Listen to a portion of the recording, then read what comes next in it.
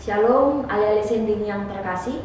Firman Tuhan yang menyapa kita hari ini, Jumat 1 Mei 2026, diambil dari 1 Timotius 2 ayat 5. Beginilah firman Tuhan. Karena Allah itu Esa, dan Esa pula Dia yang menjadi pengantara antara Allah dan manusia, yaitu manusia Kristus Yesus. Demikian firman Tuhan. Alih-alih sending yang terkasih, kita orang percaya sudah dibenarkan di dalam Kristus, dan hanya Kristus yang menjadi perantara. Kita telah dibenarkan di hadapan Tuhan karena Kristus. Allah itu Esa, maka perantaranya pun Esa. Hanya ada satu perantara, yakni Yesus Kristus. Tidak seperti jalan menuju Roma, karena jalan menuju surga hanya ada satu jalan, yakni hanya melalui Yesus. Seperti Yesus berkata, "Akulah jalan dan kebenaran dan hidup. Tidak ada seorang pun sampai kepada Bapa, jikalau tidak melalui Aku." Sebagai orang percaya yang sudah dibenarkan dan diperdamaikan dengan Allah, maka kita memiliki hutang dan kewajiban untuk berdoa bagi semua orang. Hal ini karena Tuhan ingin orang-orang berdosa diselamatkan, diampuni dosanya, dan menerima hidup yang kekal. Dia mendengar bukan karena kebenaran kita, tapi karena kebenaran Kristus yang telah dilekatkan kepada kita, sehingga kita bisa datang kepadanya. Alih-alih sending yang terkasih, pernahkah kita bertanya pada diri sendiri, untuk apa sebenarnya manusia hidup? Di tengah kesibukan dan berbagai pengejaran, kita seringkali merasa bimbang dan hampa. Ada sebuah kisah menginspirasi, yaitu kisah Ayub. Ayub adalah orang yang sepenuhnya jujur, yang takut akan Tuhan dan menjauhi kejahatan. Dia sangat kaya raya dan merupakan yang terbesar dari semua orang di timur pada saat itu.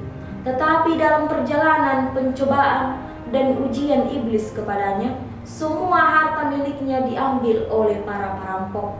Anak-anaknya binasa dalam musibah, dan dia sendiri dipenuhi bisul-bisul yang sangat menyakitkan dari ujung rambut sampai ujung kakinya. Namun dia tidak pernah menyalahkan Tuhan. Sebaliknya dia tunduk pada aturan dan rencana-rencana Tuhan. Bersujud di hadapan Tuhan dalam doa, "Dengan telanjang aku keluar dari rahim ibuku, dengan telanjang aku juga akan kembali ke situ." Demikianlah dikatakan dalam Ayub 1 ayat 21. Ayub memiliki hati yang menghormati Tuhan. Jadi dia percaya bahwa kekayaan materi manusia bukanlah sesuatu yang mereka peroleh melalui kerja keras mereka sendiri, tetapi ditentukan oleh aturan Tuhan. Jadi apakah Tuhan memberi atau apakah Tuhan mengambil? Dia sepenuhnya bersedia tunduk kepada Tuhan dan tidak akan menyalahkan Dia. Ayub tidak berupaya mendapatkan lebih banyak harta. Alih-alih dia berusaha mencapai penghormatan yang tulus dan tunduk kepada Tuhan. Ini memungkinkan Ayub untuk menjadi saksi bagi Tuhan dan benar-benar mempermalukan iblis, memberikan semua kemuliaan kepada Tuhan. Tuhan kemudian memuji Ayub dengan memberikannya kekayaan dan bahkan lebih besar dan umur yang sangat panjang serta anak-anak yang paling cantik di dunia. Dia juga berbicara kepada Ayub dari dalam badai agar Ayub bisa mendapatkan pemahaman yang lebih tenang dan tentang Tuhan. Ayub tidak ditinggalkan dengan penyesalan dalam hidup. Dia meninggal setelah menikmati umur yang amat panjang. Kita dapat melihat dari kesaksian Ayub ini bagi Tuhan bahwa pencarian manusia akan kekayaan adalah tanpa makna.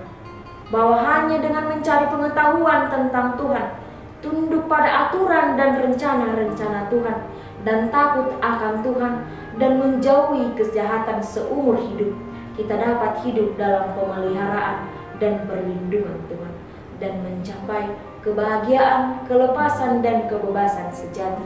Inilah satu-satunya jenis kehidupan yang memiliki nilai dan makna sejati. Oleh karena itu, alih-alih sending yang terkasih, misi kita hari ini adalah menebarkan kasih Tuhan kepada sesama di tengah zaman yang semakin sulit ini.